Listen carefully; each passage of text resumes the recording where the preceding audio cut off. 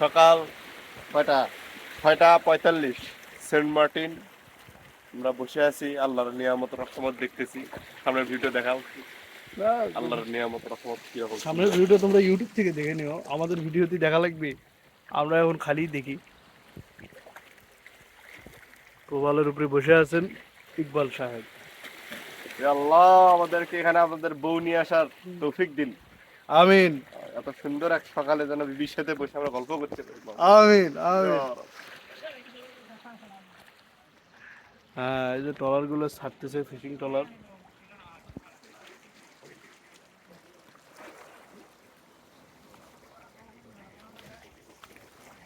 মাছ ধরে এরা এদের জীবিকা নির্বাহ করে।